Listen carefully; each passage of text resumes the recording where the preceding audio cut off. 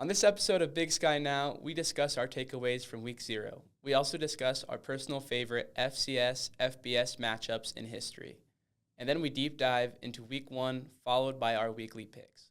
Before we start, I want to give a special thank you to MNC Tires for sponsoring this podcast. Let's get into it.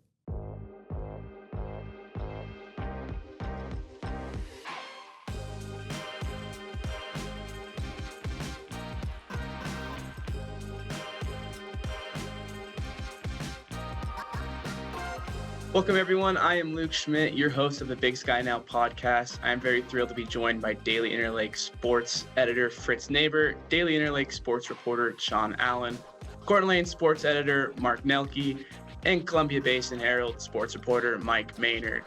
Let's not waste any time and get right into it, guys. Week 0 came and went this last weekend, and we had 3 Big Sky games to jump into. The first one, let's talk about a game saw over 1,000 yards of offense. Idaho State came up just short after kicking off their season at UNLV Saturday. The Rebels escaped with a 38-31 victory, but let me ask you, Fritz, what are some positives, especially offensively, that you saw from the Bengals?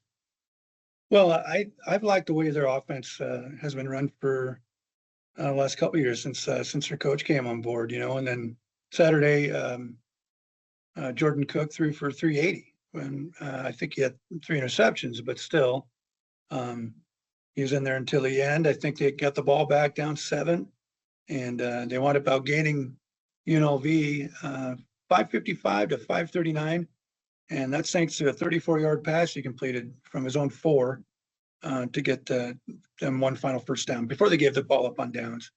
I don't know if you guys recall a couple weeks ago, I just decided the Bengals are my dark horse to do something in the Big Sky, and I'm kind of encouraged. I know UNLV is not what you would call a mid-major power, but I thought I just like the way the Bengals, got up and down the field. They got 132 rushing yards from Jason Brooks, and they got 105 yards from one of the receivers, Duarte, and I think they're going to be a handful for a lot of Big Sky teams.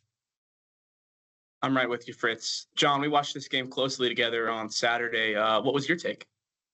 Yeah, I'm definitely with Fritz. I like what I saw offensively from the Bengals.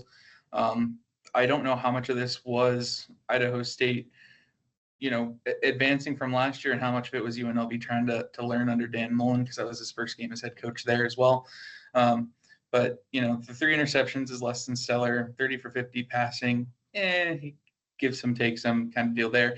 But 7 yards per play, one thing that I saw, and that doing that against an FBS program is always going to be great for an FCS team. The penalties were one thing that I did not like. 10 penalties for 80 yards. I think this game had 180 penalty yards in total between the two teams. And just Idaho State's defense just kind of worries me that it's business like it was last year. They gave up 251 yards per game on the ground last year. They gave up 301. Jaden Thomas had 3 touchdowns in this game. So, it's one of the things where the offense might be rolling pretty well, but is the defense going to step up and make that next step this year? And what I saw on Saturday, albeit, a tough opponent, I still have questions on that. Definitely, Jon. Mark, where do you stand with the great offensive success they had, but possibly some defensive woes? And like Jon was saying last year, having some similar traits. Yeah, sounds like we've heard this before. So I know Idaho State came in, they were optimistic coming into the season anyway, based on last year's success, which for them, anything is success for them compared to what they have been. So it's probably part encouraging, part frustrating, because they threw a couple picks late when they could have won the game, which would have been a nice signature win at a FBS school, even though it's UNLV. I mean, UNLV thinks they're as good as Boise State, if not better, and they're not. But good luck to that. So they're just as capable of maybe letting a team like ISU play with them a little bit too. So I'm kind of like what Jon said. ISU's defense was a little bit troubling, because that's something that was a problem last year, and they thought were going to address it, and maybe it's hard to tell against an FBS school, but anyway, their defense does have to play better, if they want to, make that next step in the Big Sky. Yeah, and Mike, this was kind of your first maybe exciting FBS game. What were your takeaways? I'll let you finish this game up, and we'll go ahead. I know, what a way to get introduced to the conference. That was a really fun game. I remember watching like right at the beginning, Alex Orji with that fumble in the end zone, and um, yeah, I think Idaho State offensively. I know Fritz mentioned the 3 interceptions, but it didn't seem to really shake them. They kept coming and fighting, and it was a fun game to watch. And I think to do that against a Dan Mullen led team. I know it was his first game, but former SEC coach. I mean, the resume, he has a pretty strong resume, so no easy opponent whatsoever, and they hung with him. So there's something to be said. I'm interested to see how um, their productivity translates to when they start playing in the conference and how they match up with the rest of the league. Yeah, well said, Mike. Sum this one up. I'm excited to see what Idaho State's offense can achieve this season after this game. Can Jordan Cook continue his success in the air? Like Fritz said, 380-yard passing day. Deshaun Brooks rushed for 130 yards, 2 touchdowns. The receivers had success. So overall, yeah, great start for Idaho State Bengals. And we'll see if that defense is looking the same with these Big Sky opponents. Let's jump over to the next game. The tables were turned in this game as we saw Portland State was defeated 42-0 as Tarleton State came into town, and it was over early as Trey Page III opened the gates for the Texans, and they never looked back. Fritz, how concerned, should Portland State fans be after this game? Well, the couple handfuls of Portland State fans that we have should be really concerned. I know Tarleton State's ranked 10th, I believe, so they were good. That was a tough first opponent. But man, they kind of got the brakes beaten off them. They threw 3 interceptions. They gave up 301 rushing yards. They outgained 453 to 277. They got a quarterback who's straight out of office space. Sagapalut, not going to work here anymore. That guy.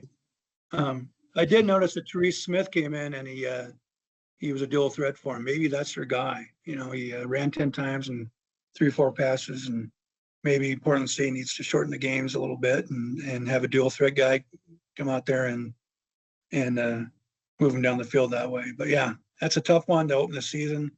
Portland State hasn't been a player in the Big Sky Conference for a pretty long time. I think they've had one really good season under their current head coach, who's a very likable guy, and I think he's a good coach, but he needs to find some players. Yes, he does. And John, we watched this one as well. We saw them get some momentum, and then those turnovers off the deflections were just drive killers. Where can you see some improvement for the Vikings this season? Yeah, I mean, I wasn't fully disappointed with how they played in the first half. It looked like they did a pretty good job of trying to limit Tarleton when they could. Throwing 3 interceptions is always going to derail your day. One of them going for a pick 6 in the second half, but it just kind of felt like the team, maybe it was the heat. I know they said it was like 97 degrees there in Portland, so maybe a little unseasonable weather, but it's week 1 and you need to play the full 60 minutes. And in that second half, they gave up, they had 5 possessions, Tarleton State. They gave up 3 touchdowns. Tarleton State missed a field goal, and the 5th possession was kneel downs. So, that's not a great sign for how a game weathers on throughout the day. But like Fritz mentioned, they gave up 301 yards defensively. Tarleton's able to, put the offense together. And then on the offensive side, when you're running heavy, like Portland State needed to be in that game, then they started to air the ball out when they get behind, and you just kind of compound your mistakes with turnovers there. So there's a lot that needs to be worked on both offensively and defensively. Right now, it just kind of seems like they're one-dimensional with trying to run the ball. I like what Fritz mentioned too, with a dual threat active action and trying to slow down the game. That's the way you keep yourself in there, is to limit possessions. Well said, John. And Mark, I just want to get your takeaway as well. Does this game kind of signify Portland State maybe having just another bottom barrel year at the Big Sky, or what did you think? I think in recent years, this is kind of what Portland State does. They sometimes they'll play a team really close that's quote unquote better than them. And then sometimes they'll have a game like this where they just get, outmatched and stuff like that. So I wouldn't worry too much about it. If it happens another few weeks, then maybe we do. I think it was Fritz or John mentioned the 97 degrees in Portland. I mean, I grew up in Oregon, and 97 degrees in Portland is like maybe 107 here in Idaho and maybe 117 in Montana. So it's kind of, that's pretty hot for Portland. So I don't know. I mean, Tarleton's probably a little more used to the heat than Portland is. So that could have played a factor, but maybe just a minor factor.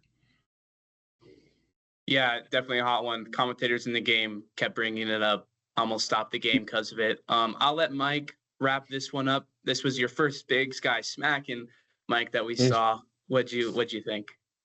Yeah, I mean, the first statistical contrast that I see is, total team yards of 300 rush yards for Tarleton State and 108 for Portland. It's, you got to be able to stop the run. For a lot of teams, talk to most coaches, if they feel like if they're running the ball well, then everything else kind of opens up for them. And clearly they couldn't do that very well. And I think, it'll just be interesting to see how they adjust over the next few weeks. But maybe the focus is ought to be on just, where can we get better? What do we need to focus on to get better? And kind of go from there. Yeah, no, you guys definitely covered it. Not much to take away from me here. Like we said, Vikings only had 169 yards passing while trailing all game, so big red flag there. But yeah, I think the Vikings can flush that game and move on, see what they can do, as you just said, Mike, next couple weeks. All right, last game from this week actually did not finish. UC Davis at Mercer was a no contest due to lightning, but it was an interesting game as we saw UC Davis come out strong, and Mercer started coming back. It's got some clutch stops, and ultimately the game stopped, unfortunately, and I think that was going to be a great ending. Fritz, let's hear what you thought. Well, my main thought is that, I have two thoughts. One, it's too bad the game didn't finish because it seemed like it was going to be a tight one at the end, a really developing into a great finish. And the other thing is, I don't know if you guys saw Caden Pinnick on his touchdown run, but it was ridiculous. It was really impressive. Thought he was bottled a couple different times and he scores. And it seems like they're pretty well set at QB once again. And at a school that has kind of been quarterback U for Division II and then at the FCS level. So I think Davis is for real. I really like what Pinnick did too. John, were you concerned about UC Davis giving up that lead before the game was called off, or do you think that was, something they shouldn't worry about? Is just Mercer starting to find momentum? I mean, it always is going to bring up a question in there, but I think that this was just two good teams, and one of them made halftime adjustments to come out and try to even the game back up. Mercer was backs against the wall when they went into halftime, and they came out and showed their resolve there in that second half. I kind of wanted to jump on what Fritz was saying with Pinnick. That touchdown run just kind of reminded me, his pocket avoidance there kind of reminded me of Johnny Manziel when he was at Texas A&M with some of those plays. So it was great in being able to move. His accuracy also in that first half was really well. Also, he was 9 of 9 to start the game from what I saw, 80 yards. They got out ahead. So it definitely lasts some questions. How are you going to be able to play with the lead? But for a first showing from a redshirt freshman at quarterback, I think the Aggies have to be a little bit happy about that. Yeah, that run was impressive. And like Fritz and both you were saying, having a quarterback for them is huge behind that defense. Mark, were you able to watch this game? I saw a little bit of it. I actually saw the replay late Saturday night when I got home. So, but the first thing I wanted to bring up, if the stats from this game don't count, does this part of the podcast not count either? Is it going to be declared a no contest and it's just going to be stricken from the record? And so this will be a big gap when people come and watch this thing in the future. I think that's kind of silly. Why wouldn't you count the stats? I mean, they play in a game. What does it hurt? Second thing you guys talked about Pinnick. The questions they had coming in is how they're going to replace Hastings. He threw 38 touchdown passes and Landlara, who ran for 17 and did everything else. And they seem to answer those with, Pinnock doing what he did with a touchdown run and a touchdown pass. And then their running back runs for 84 yards and blocks a punt. How many, starting running backs are also coming off the edge and blocking punts? So maybe they got that figured out, and UC Davis can go back. Oh, I just saw Rex Connors just made another tackle. So the other thing, UC Davis, the parts I saw, they looked like they were in command most of the way. They missed a couple field goals that would have put it away, and so I didn't really see much of the end. I saw Mercer scored on a big play, and that got him close. I didn't see the other touchdown, but it looked like UC Davis had the game pretty well in hand, and so it's too bad it kind of looked like a little closer game than it was at the end. It is too bad. And Mike, I'll let you finish this. Do you think we should let the stats count, or what was your interpretation of the game? Yeah, I agree. The stats should absolutely count because, up until that point, no matter what team you root for, those guys were working hard, and they earned every yard, every block punt, every touchdown that they got in that game up until that point, and it was a highly competitive game. Clearly, with just over 7 minutes left, one score lead, like that game could have went any direction. It's okay if the final score doesn't count, but at least the stats should. That's kind of to me, it's a no-brainer. Yeah, no, I'm with you guys. Wish we could have watched that one end, but we'll see what both teams can do going forward. Maybe they'll meet up in the playoffs again. I think both teams showed they are going to be a strong force in the FCS. So to wrap up this Week 0 talk, I want to hear some of your guys' personal favorite games that have happened between FBS and FCS schools throughout history. Fritz, I know you have a few to name, so let's hear it. Well, the first one that kind of comes to my mind is App State beating Michigan, whatever year that was, 07, I think. Yep, 07. Anyway, but the Grizz broke through and beat the Huskies in 2021 at Husky Stadium. That was a big one because it's been kind of a long time since Montana had been able to go up a level and even compete, much less win.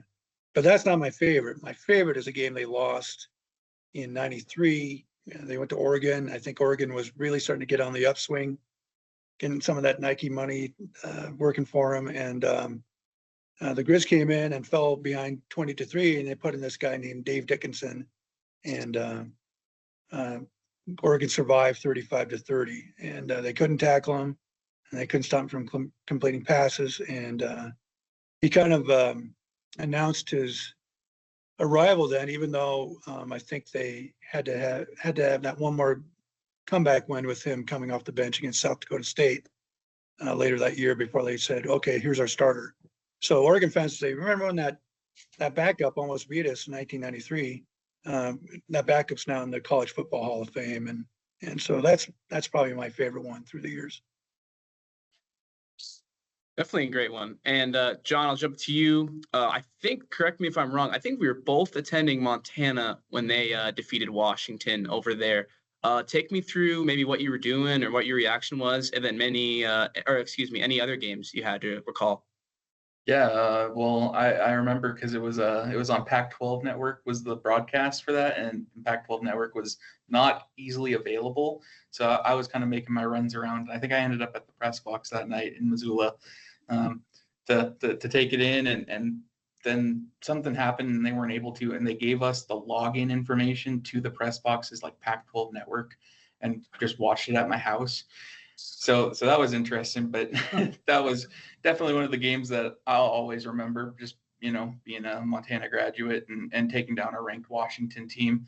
That is just kind of a great moment that'll live in my mind. Another one, though, that I kind of want to remember is before I went to college, when I was in high school, the Eastern Washington Eagles going over to Corvallis, Oregon, and knocking off a ranked Oregon State team. Vernon Adams throwing for 400 plus yards, 4 touchdowns. He ran for another 2 touchdowns and 100 yards. Ashton Clark had 9 catches for the Eagles there, and Cooper Kupp on that team as well with 5 catches and 2 touchdowns. So, and this Oregon State team wasn't a bunch of slouches. Sean Mannion in the backfield for the Bees with 422, and Brandon Cooks, Saints wide receiver with 200 receiving yards for the Beavs as well. So that was a great back and forth game that I kind of always remember when it comes down to a ranked FBS team and an FCS opponent. Yeah, I think that Oregon State team was, if I believe, ranked top 25, or they maybe 25th. So, like you said, they're no joke. Mark, go ahead. What were some games that you remember? Yeah, I was trying to think of some Idaho ones at first, and most of their more memorable ones were close losses, which is kind of when they beat WSU the last two times in 98, 99, they'd already moved up to FBS. So I had to go back to 1984 when Idaho beat Oregon State 41-22 at the Kibbe Dome, which you think about Oregon State coming to the Kibbe Dome to play. That's how long ago that was. I can't remember if Dee Andrews might still have been the coach then or not. I don't know if you remember that, Fritz, or I don't. That's the other ones. I mean, we're just kind of close calls. Idaho beat Nevada a couple of years ago. Obviously, the Oregon game last year, where they were in that game for a while, for most of the game. And then they beat Wyoming. So, but there isn't anything like John mentioned the Eastern game. They had I written down 3 of their games, and one of them was the Oregon State game, 49-46 in 2013, Cooper Kupp and Vernon Adams and stuff like that. 2014 was a loss to the Huskies, 59-52 over in Seattle, which scared the heck out of the Huskies. And some guy named Kupp had 3 touchdown catches in that game. And then let's see, 2016 Eastern beat WSU 45-42 in Pullman. Some guy named Kupp. I mean, maybe he had something to do with that little run for them. He might have been pretty good in college. Anyway, Maybe 12 for 206, 3 touchdowns, and Gage Gubrud with 474 yards and 5 touchdowns. So that was kind of more the ones I more remember Eastern during that string, knocking off some bigger teams. No, that's great, Mark. That's great. And Mike, what about you? What did you have to look up some, or were you able to actually watch some of these games growing up? Do you remember any? I don't have a great memory, but as an Ohio native, I will never pass up the opportunity to talk a little smack about that team up north, losing to App State. Always good to reminisce. Yeah, I always enjoy watching that one. That's great. That's great memory, I'm sure. You guys covered a couple of the ones I definitely remember: Montana versus Washington and Eastern Washington. But I think one I remember specifically in high school was watching Easton Stick and North Dakota State take down 13th ranked Iowa. That was one that I definitely remember. I had it on for some reason. Probably Dad turned on a perfect day for football. So no, all those games. Definitely interesting, and who can forget App State? I mean, that's probably the most famous one throughout history. But that should wrap up our talk of Week 0 and some legendary upsets in the past. Let's look forward now to next week's games. We have a full slate of games. Week 1, very excited. I know we are all excited to see what noise this conference can make. So since there's 11 games in total, I know we could talk hours and forever about each matchup, but let's talk with some bigger anticipated games in the conference this week. Fritz, what excites you? What Big Sky games are you keeping a close eye on this week? Well, there's a handful that I'm really kind of wondering about. Eastern Washington going down to Incarnate Word. Incarnate Word doesn't seem like nearly the power that they have been based on how they did the first week. Weber State has to go over to James Madison, which, is going up a level. Maybe we'll be talking about them next week. And the Cats start at Oregon. That should be an interesting game too. The biggest one I'm wondering about, maybe besides the Cats, is Sac State going to South Dakota State, because South Dakota State's still really good. And Sac State I just find it funny that they're picked 6th in the Big Sky, and then the preseason FCS poll comes out and they're number 15. So what do they know? The coaches don't.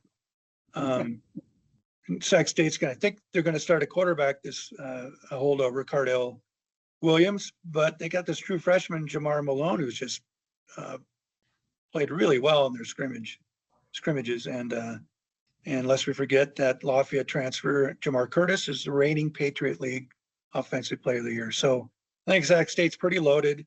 I think they probably have an extra grind and a lot to prove. That's the one I'm really interested to see how it goes.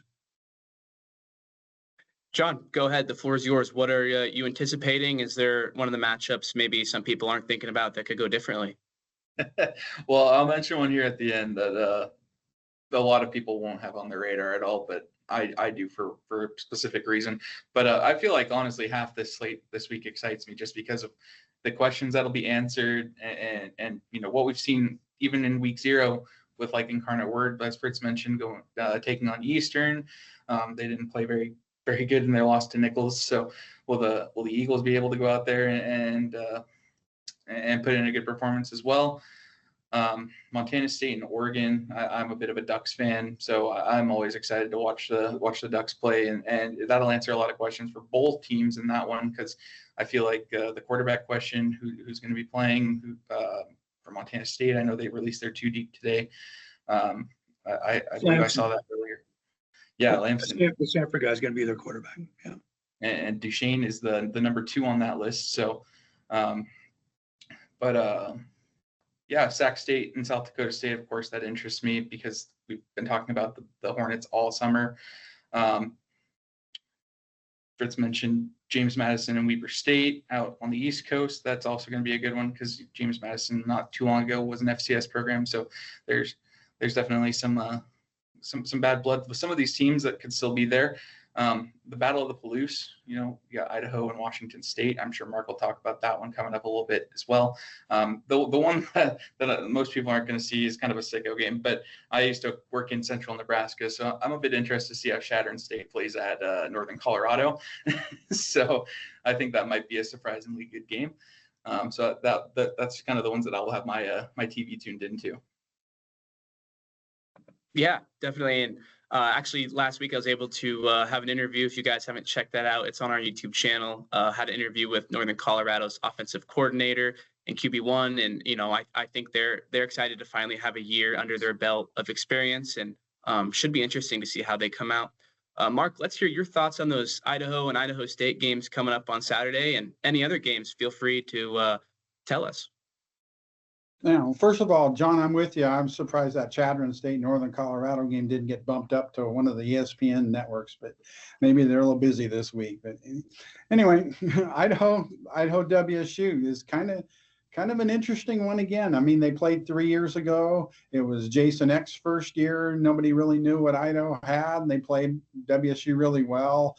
Jake Dickert was in his first full year, and it's one of those things. WSU has, they're an FBS program. They should have better players. Doesn't mean Idaho can't beat them. And Idaho played well against them last time, almost beat them, and WSU did what it needed to get the win. So I'm curious to see how that plays out.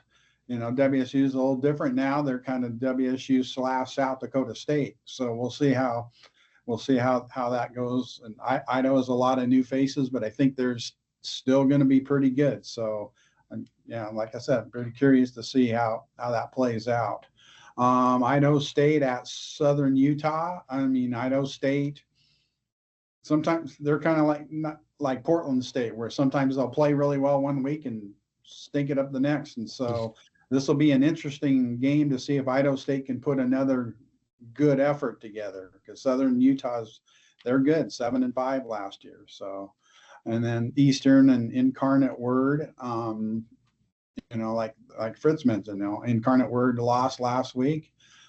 Eastern's been down. Here's a chance for Eastern maybe to go in and kick them when they're down again, when Incarnate Word's down coming off a loss. So we'll kind of learn a lot about Eastern too. So those are the ones I'm kind of looking at in particular in our area. Mike, I'm eager to hear what storylines or games you find fascinating, and if you also want to dive into your neck of the woods with Eastern Washington game, go ahead.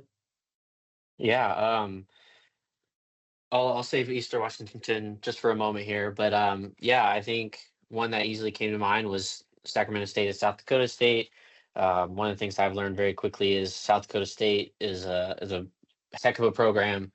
And then also, I know Sacramento State has made headlines here and there about their activity in the transfer portal. So I feel like this week kind of starts the beginning of them answering a question. Well, was those moves worth it? Did they make the right moves? Was it worth bringing in those guys? It'll feed that conversation around NIL, which will be fun to watch. So I feel like that'll be actually a really good game.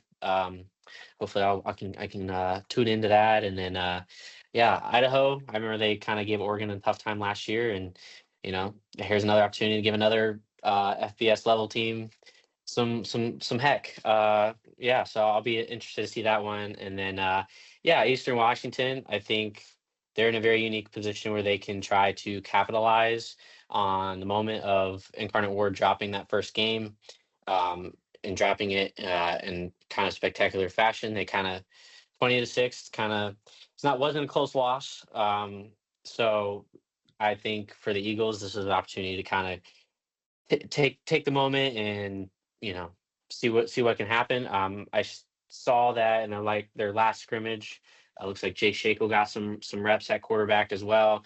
Looked pretty good, 9 for 14, 64% completion percentage. But I think I still expect Jared Taylor probably to be the starter. But we'll see how that plays out this weekend. Yeah, well said, Mike. I'll give my quick 2 cents here. I'll try and make it fast. Obviously, I think Oregon and Montana State game is obviously the big headliner for the Big Sky this week. I hope to see MSU make that one competitive, as well as seeing how their offense is structured with such a tough opponent. And I thought it was interesting, Stanford transfer with Lamson being named the starter. He's already played against Oregon before. So I think seeing him go back, see how he handles that situation.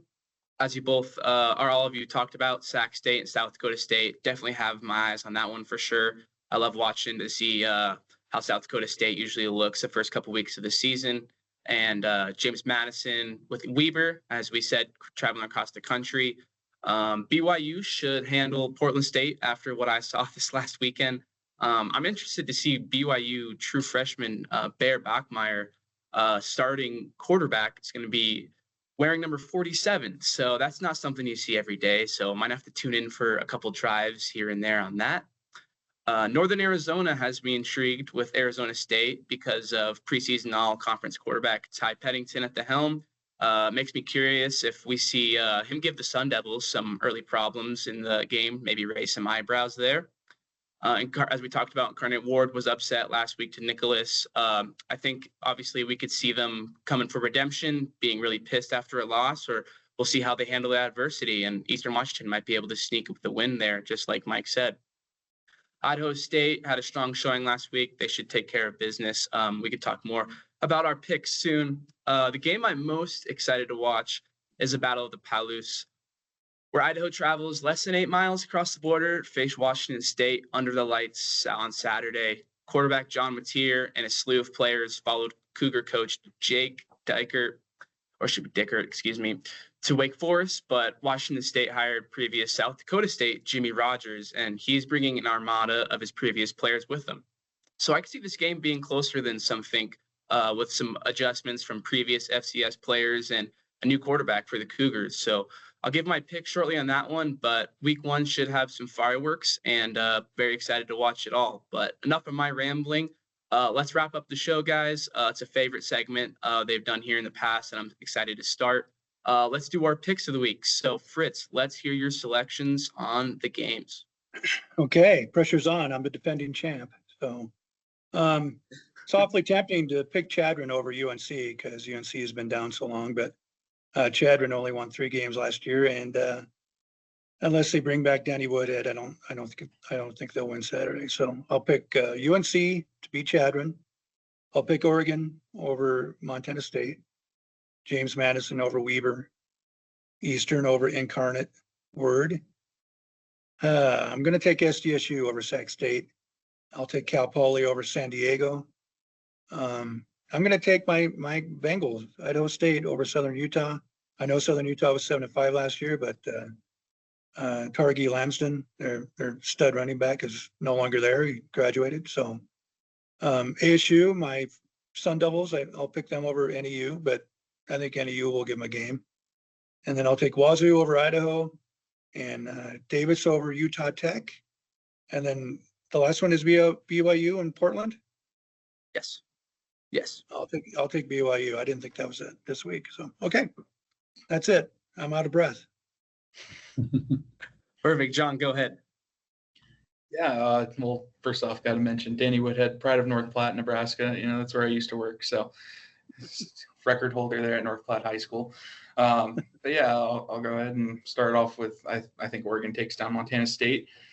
I got Northern Colorado over Chadron as well, but I will be watching James Madison over Weber State. I've got Incarnate Word over Eastern. I do find it interesting to see how the Eagles come out and play though in that game, and just how Incarnate Word tries to rebound.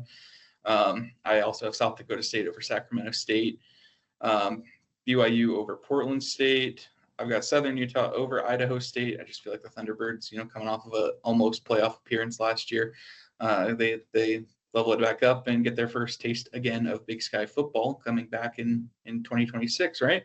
So Arizona State over NAU, Washington State over Idaho. As much as I'd like to see the Vandals maybe pull off the upset, I also want to see if they're going to bring back. I saw a tweet about the tradition of the losers walking home. So, will that be brought back this year? UC Davis over Utah Tech, and then San Diego over Cal Poly. Perfect. And Mark, go ahead. Okay. Start out Northern Colorado over Chadron State in a thriller. Oregon over Montana State. I think it'll be close, kind of like Oregon Idaho was last year. Oregon has a new quarterback, so we'll see. There could be some struggles early. James Madison over Weber. South Dakota State, even without a lot of the guys that they lost to WSU, and they lost their quarterback to Iowa, I still pick them over Sac State. So much as I'd like to see the Eagles win, but let's make them prove it, and I'll take Incarnate Word. Cal Poly to beat San Diego, BYU over Portland State. And I was trying to lean towards Southern Utah, but I think I'm going to stay with Idaho State. And since I figure Fritz picked them, that they must be pretty good. So we'll stay with Idaho State for another week. Arizona State over NAU, and that'll be curious to see how NAU can play with them. They should be able to, but sometimes those games get out of hand early, and then they end up like 49-7 or something like that. But NAU, pretty good team. They could give ASU some trouble. WSU in a close one over Idaho, and UC Davis winning at Utah Tech. Great. And Mike, go ahead, and then I will finish. Yeah. I'll hop on the Chadron State College bandwagon here. Pick those guys. Oregon, just to me is no question, though. Maybe Montana State will give them a few highlight plays or a couple moments of scare, but Oregon's going to take care of business there. I feel like James Madison over Weber State. I'm going to go with South Dakota State over Sac State. Maybe it'll be a close one, but I'd have to see a little more out of Sac State before I kind of hop on that hype train. And then, there's a bit of unknown with Eastern Washington. Looks like they're going to be starting a new quarterback this year. In the last few years haven't been too great for them. So I'm probably going to lean towards Incarnate Word for this game, but wouldn't be surprised if they maybe pulled an upset, like I said earlier, to capitalize on Incarnate Word's shortfall last week, and maybe this will be a hot start for them. Cal Poly over San Diego, BYU over Portland State. I'm going to continue riding with Idaho State. Despite the loss, I did like what I saw from them in certain aspects, and I think they can certainly build off of that going into this game. Arizona State over Northern Arizona, Washington State over Idaho, and UC Davis over Utah Tech. Perfect. Yeah, I'll give my picks going forward this week. I'm going to take Oregon over Montana State, with South Dakota State beating Sac State, although I do think people will be tuning into that one in the second half. I think it will be closer. Incarnate Word, I think, will bounce back this week versus Eastern. They could be vulnerable, but I see them just taking care of business at home. I think Northern Colorado will get a win on the board. Good for their program versus Tarleton State. James Madison, I think, will beat Weber State. BYU will take care of business versus Portland State. I like San Diego at home over Cal Poly. Idaho State, as we just said, impressed last week, so I'm going to take them versus Southern Utah. And then I see Northern Colorado and Arizona State being a great game, just like Mark said. And I do think that it could be close, and I really did want to pick Northern Colorado, but I'm going to go with the Sun Devils. UC Davis going back to going to get a win versus Utah Tech. And I am going to take my only upset pick of the week. I'm going to take Idaho winning the Battle of the Palouse, shocking Cougar fans on Saturday night. But that is our picks this week, and we'll tally each week, and we'll see who at the end of the season is on top. I just want to thank my panel today for joining, and for everyone listening, feel free to drop some of your predictions this week or throughout the season in the comments, or even if you have any questions, we would love to discuss on any podcast we have. We will see you next time on Big Sky Now. Thank you. M&C Tire in Kalispell has been locally owned since 1979. From urban avenues to untamed trails, M&C Tire will help you conquer any terrain. Unleash the power within your ride. Stop into M&C Tire at 1271 North Meridian Road in Kalispell or mnctire.com. M&C Tire, wherever you go, we've got you covered.